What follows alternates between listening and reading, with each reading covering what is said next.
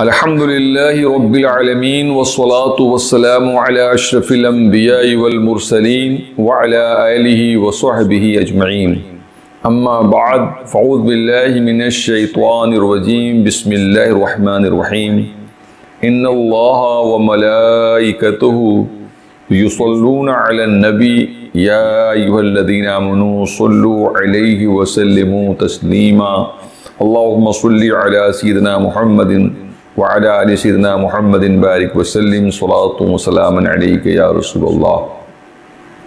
محترم سامعین و ناظرین حضرات، ابھی جو میں نے آیت کریمہ تلاوت کیا ہے اس آیت کریمہ کا نام ہے آیت صلاۃ و سلام۔ یہ سورہ احزاب کی جو 22ویں پارہ میں ہے 56ویں آیت ہے۔ اللہ تعالیٰ فرماتا ہے کہ بے شک اللہ اور اس کے تمام فرشتے نبی پر درود بھیجتے ہیں۔ اے ایمان والو، تم سب نبی پر درود بھیجا کرو اور خوب خوب سلام بھیجا کرو۔ حضرات، اللہ عز و جل نے سب سے اہم الفرائض جو نماز ہے اس کو بھی عربی میں صلاۃ کہا، اور جس سے اس کے نبی کی تعظیم اور تکریم بیان کی جاتی ہے اس کا نام بھی صلاۃ رکھا۔ تو صلاۃ کے معنی نماز کے بھی ہوتے ہیں، لیکن جب صلاۃ کی نسبت اللہ کی طرف کی جائے تو نماز کے معنی میں ہوتے ہیں، اور جب صلاۃ علی النبی کہا جائے تو درود کے معنی میں ہوتا ہے۔ اس سے حضور سید کائنات صلی اللہ علیہ وسلم کی عظمت ظاہر ہوتی ہے۔ اللہ عز و جل نے جتنے بھی احکام قرآن میں بیان فرمائے ہیں، کسی میں اللہ تعالیٰ نے یہ حکم نہیں دیا کہ یہ کام میں کرتا ہوں، میرے مومن بندو تم کرو۔ مثلا نماز کے لیے بندوں کو حکم دیا، اقیم الصلاۃ، نماز قائم کرو۔ زکوٰۃ کے لیے حکم دیا، یعنی وآتوا الزکوٰۃ، اور زکوٰۃ دو۔ روزے کے لیے فرمایا کہ کتب علیکم الصیام، تم پر روزے فرض کیے گئے۔ حج کے لیے فرمایا وللہ علی الناس حج البیت، لوگوں پر خانہ کعبہ کا حج کرنا ہے۔ تو یہ چاروں ارکان اسلام، نماز ہو، زکوٰۃ ہو، روزہ ہو، حج ہو، اللہ تعالیٰ نے کسی بھی حکم کو دینے سے پہلے اپنی طرف ان کی نسبت نہیں فرمایا۔ کیوں؟ اس لیے کہ نماز عبادت ہے، زکوٰۃ عبادت ہے، روزہ عبادت ہے، حج عبادت ہے۔ تو اللہ تعالیٰ تو معبود ہے، لہذا اللہ عبادت نہیں کر سکتا ہے۔ اللہ کے لیے عبادت کرنا محال ہے، محال ہے، محال ہے۔ تو اللہ عز و جل نے نماز کے لیے حکم دیا، زکوٰۃ کے لیے حکم دیا، روزے کے لیے حکم دیا، حج کے لیے، مگر کسی میں بھی اللہ تعالیٰ نے اپنے کو اس میں شامل نہیں رکھا۔ لیکن ہاں، درود ایک ایسی چیز ہے جس کو اللہ تعالیٰ نے اپنے مومن بندوں کو، صلاۃ و سلام ایک ایسی چیز ہے جس کو مومن بندوں کو حکم دینے سے پہلے اللہ تعالیٰ نے خود اپنی اور اپنے فرشتوں کے تعلق سے فرمایا ان اللہ وملائکتہ یصلون علی النبی، کہ بے شک اللہ اور اس کے تمام فرشتے نبی پر درود بھیجتے ہیں۔ ایک حدیث شریف میں ہے کہ نبی کریم صلی اللہ علیہ وسلم فرماتے ہیں من صلی علی صلاۃ صلی اللہ علیہ بہا عشرہ۔ حضور فرماتے ہیں کہ جو بندے مومن مجھ پر ایک مرتبہ درود پڑھتا ہے، اللہ تعالیٰ اس بندے کے ایک بار درود پڑھنے کے وجہ سے اللہ تبارک تعالیٰ اس پر 10 بار رحمتوں کا نزول فرماتا ہے۔ ایک بار بھی کسی بندے مومن پر اللہ کی رحمت ہو جائے تو اس کی دنیا اور آخرت سنور جائے، بچے جائے کہ ایک مرتبہ آپ نے زبان ہلایا اللہم صلی علی सय्यदना मुहम्मदिन व अला आलि सय्यदना मुहम्मदिन कह दिया आपने तो आप 10 बार के अल्लाह की रहमत के मुस्तहिक हो गए। सुबहानल्लाह बिहम्दी सुबहानल्लाहिल अज़ीम। तो अल्लाह ताला अपने महबूब पर सलातो सलाम को इतना पसंद फरमाता है कि उसके महबूब पर एक बार कोई बंदे मोमिन दुरूद पढ़े तो अल्लाह उस पर 10 बार रहमत नाजिल फरमाता है। एक हदीस शरीफ में सरकार फरमाते हैं, इन्ना औलन नास बी यौमल क़ियामत अक्सरुहुम अलैया सलाता, सबसे ज़्यादा कल क़यामत में मेरे करीब वो शख्स होगा कि जिसने मुझ पर कसरत से दुरूदो सलाम पढ़ा होगा। लिहाजा आज ले उनकी पनाह, आज मदद मांग उनसे, कल न मानेंगे वो महशर में अगर मान गया। हज़रात, दुरूदो सलाम बहुत बड़ी नियामत है और अल्लाह तबारक ताला हर चीज़ को रद्द कर सकता है, मगर दुरूद एक ऐसी चीज़ है जिसको अल्लाह ताला रद्द नहीं फरमाता है। नमाज हम पढ़ते हैं मगर कोई गारंटी नहीं है कि हमारी नमाज वो मकबूल ही हो। हम ज़कात देते हैं, कोई गारंटी नहीं कि हमारी ज़कात मकबूल ही हो। हम रोज़ा रखते हैं, कोई गारंटी नहीं कि हमारा रोज़ा मकबूल हो। हम हज करते हैं, कोई ज़रूरी नहीं कि हमारा हज कबूल हो। क्यों? इसलिए कि अल्लाह तबारक ताला की यानी अल्लाह ताला की मर्ज़ी है कि अगर चाहे तो वो हमारी इबादत को कबूल करे, इसलिए कि उसके शायान शान हम इबादत कर ही नहीं सकते। इसीलिए बुज़ुर्गों का कौल रहा है हमेशा, सल्फ़े सालिहीन का, कि अल्लाह अगर तू मेरी इबादतों को कबूल कर ले तो तेरा फ़ज़ल है, और न कबूल करे रद्द कर दे तेरा फ़ज़ल है, तेरा अदल है। लिहाजा अल्लाह बंदों के, हम जैसे गुनहगार बंदों की इबादतों को, नमाज रोज़े हज ज़कात को अगर कबूल कर ले तो उसका फ़ज़ल है, और न कबूल करे तो उसका अदल है। मगर याद रहे कि दुरूद और सलाम उसके महबूब पे जो पढ़ा जाता है वो ज़रूर कबूल करता है। अब एक सवाल पैदा होता है कि ये दुरूद और सलाम ज़रूर कबूल अल्लाह फरमाता है, उसकी वजह क्या है? तो उसमें राज ये है कि चूँकि हम लोग नमाज पढ़ते हैं तो आप नियत बांधते हैं, नियत की मैंने 2 रकात नमाज कहते हैं, फिर कहते हैं इय्याका नअबुदु व इय्याका नस्तईन, मैं यानी हम अल्लाह तेरी इबादत करते हैं और तुझे मदद चाहते हैं। तो इस तरीके से मैं और हम हर इबादत में है।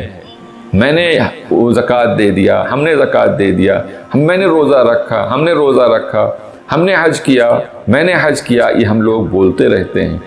लेकिन याद रहे कि दुरूद जो है बंदाए मोमिन खुद से नहीं भेजता, बल्कि अल्लाह से दरख्वास्त करता है, अल्लाहुम्मा सल्ली अला सय्यिदना मुहम्मद, अल्लाह दुरूद भेज हमारे आका मौला हज़रत मोहम्मद मुस्तफ़ा सल्लल्लाहु अलैहि वसल्लम पर। तो जाहिर सी बात है कि जब अल्लाह ही दुरूद भेजता है तो वो दुरूद तो मकबूल ही होना है, मरदूद होने का कोई सवाल ही नहीं पैदा होता है। तो दुरूद ऐसी चीज़ है कि अल्लाह ताला ने दुरूद की निस्बत अपनी तरफ फरमाया है। दुरूद बहुत ही मोहतम बिशान है। दुरूद जो पढ़ता है वो अल्लाह का कुर्ब हासिल करता है, वो अल्लाह की रहमतों का, बेशुमार रहमतों का मुस्तहिक होता है। बहुत से लोगों ने जो है अपनी लाइलाज बीमारियों का इलाज जब सारे अतिब्बा जवाब दे चुके, हुक्मा जवाब दे चुके, डॉक्टर्स जवाब दे चुके, तो ऐसी सूरत में जो है उन्होंने जो है दुरूद को जो है यानी सहारा बनाया और दुरूद पढ़ा, और दुरूद की बरकतों से कई बेशुमार वाक़यात हैं कि लाइलाज मरीज़ों को भी अल्लाह ताला ने दुरूद के तुफ़ैल शिफा अता फरमाया। चुनांचे अभी पाकिस्तान में लेटेस्ट एक वाक़या एक ख़ातून के साथ हुआ कि उसको कैंसर का आरिज़ा हो गया और डॉक्टरों ने उसको यानी बता दिया कि बस 6 महीने की तुम मेहमान हो। मगर वो शख्स बहुत परेशान थी कि चूँकि छोटे छोटे उसके बच्चे थे और वो सोच रही थी कि मैं जब नहीं रहूँगी तो मेरे बच्चों का हश्र क्या होगा। तो उसकी सहेली ने उसको सहारा दिया और उसने कहा, बहन मायूस मत हो और तुम जो है दुरूद शरीफ की, दुरूद व सलाम की कसरत करो, इंशाअल्लाह अल्लाह तबारक ताला अपने महबूब सदक़ो तुफ़ैल में तुम्हारे इस लाइलाज मर्ज़ का भी अल्लाह ताला इलाज फरमा देगा।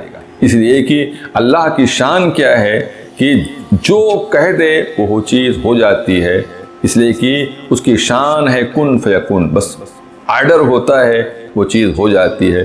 تو شافی تو اللہ ہے، کافی تو اللہ ہے۔ اللہ تعالیٰ اپنے محبوب صدق و طفیل میں تمہیں ضرور سے ضرور شفا عطا فرمائے۔ چنانچہ اس خاتون نے درود و سلام کی کثرت کیا اور 3 مہینے کے بعد پھر اسی ڈاکٹر کے پاس گئی جس نے کینسر کو بتا دیا تھا اور بتا دیا تھا کہ 6 مہینے کے تم مہمان ہو۔ پھر اس نے خاتون نے کہا کہ میرا ایگزامن اور میرا ٹیسٹ پھر کر لیا جائے۔ چنانچہ ٹیسٹ ہوا تو ڈاکٹر دنگ رہ گیا کہ اس کی بیماری کا خاتمہ ہو گیا تھا اور وہ مائل بس صحت تھی۔ تو ڈاکٹر نے کہا کہیں اور علاج کرائی ہو؟ کہا نہیں۔ کہا پھر کیسے ہوا ہے؟ تو بس وہ سجدے میں وہیں گر گئی ہاسپٹل میں، اور سجدے سے سر اٹھایا تو اس نے کہا کہ سب درود پاک کی برکتیں۔ اس طریقے سے بہت سے واقعات ماضی میں گزرے ہیں، ماضی میں بہت سے واقعات گزرے ہیں۔ لہذا ہم لوگوں کو چاہیے کہ اگر ہم کسی بھی پریشانی میں مبتلا ہوں تو درود و سلام کو اپنائیں۔ درود و سلام سے اللہ تعالیٰ بہت خوش ہوتا ہے۔ آج کچھ بد نصیب ایسے ہیں کہ جو درود و سلام سے منع بھی کرتے ہیں، اور اتنے بڑے جاہل ہوتے ہیں کہ پوچھتے ہیں کہ صلاۃ و سلام پڑھنے کا ثبوت کہاں سے ہے۔ ایسے لوگوں کو بتا دو سورہ احزاب میں 22واں پارہ 56ویں آیت میں اللہ تعالیٰ فرماتا ہے درود و سلام پڑھنے کا حکم فرماتا ہے، حکم فرماتا ہے، فرض ہے۔ اس زندگی میں ایک مرتبہ تو پڑھنا فرض ہے، اور علماء فرماتے ہیں کہ جس مجلس میں سرکار کا ذکر ہو انہیں ہر ایک مرتبہ پڑھنا واجب ہے، اور جب سور کا نام لیا جائے تب تک پڑھنا مسنون و مستحب ہے۔ لہذا درود و سلام کی خوب کثرت کرنا چاہیے۔ اللہ تبارک تعالی ہم سبوں کو کثرت سے درود و سلام پڑھنے کی توفیق رفیق عطا فرمائے۔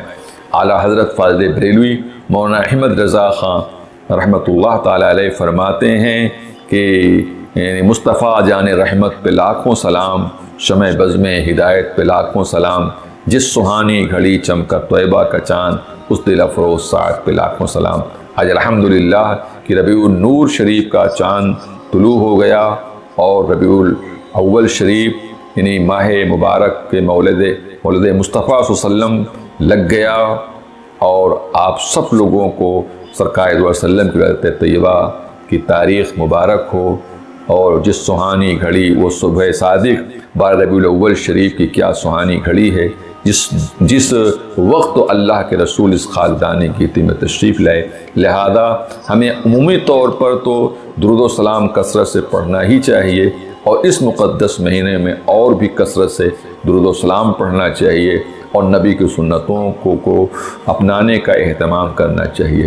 ہاں، یاد رہے ان لوگوں کو بتا دیجئے کہ جو لوگ صلاۃ و سلام کی مخالفت کرتے ہیں، ایسے لوگوں کے لیے اللہ تعالیٰ آگے ارشاد فرماتا 97ویں آیت میں ان الذین یؤذون اللہ ورسولہ، بے شک وہ لوگ جو اللہ اس کے رسول کو ایذا دیتے ہیں، یعنی ان الذین یؤذون اللہ ورسولہ ان الذین لعنہم اللہ فی الدنیا والآخرہ، اللہ نے ان کو دنیا اور آخرت میں ملعون قرار دیا ہے، لعنتی ہیں وہ۔ وَعَدَّ لَهُمْ عَذَابًا مُهِينًا، ایسے لوگوں کے لیے اللہ تعالیٰ نے ذلت کا عذاب کل قیامت میں تیار کر رکھا ہے۔ لہذا اب ظاہر سی بات ہے کہ آیت صلاۃ و سلام کے بعد یہ سخت ترین وعید کی لعنتی ہے، اور عذاب یعنی مہین، ذلت کے عذاب کا مستحق ہے وہ بندہ کہ جو اللہ اس کے رسول کو اذیت پہنچائے۔ اب خود ہی آپ تمام سامعین اور ناظرین فیصلہ کریں کہ درود و سلام کی آیت کے بعد اس آیت کا ہونا اس بات پر دلیل ہے کہ جو لوگ اللہ کے رسول پر صلاۃ و سلام پڑھنے کے منکر ہیں، صلاۃ و سلام سے اختلاف کرتے ہیں، یقیناً وہ لوگ اللہ اس کے رسول کو ایذا پہنچاتے ہیں، اور وہ لعنتی ہیں، اور اللہ تعالیٰ نے ان کے لیے کل قیامت میں عذاب مہین یعنی ذلت والا عذاب تیار کر رکھا ہے۔ اللہ تبارک تعالی ہم سب کو کثرت سے حضور نبی اکرم صلی اللہ علیہ وسلم پر صلاۃ والسلام پڑھنے کی توفیق بخش رحمت فرمائے. وباللہ توفیق وآخر دعوانا الحمدللہ رب العالمین.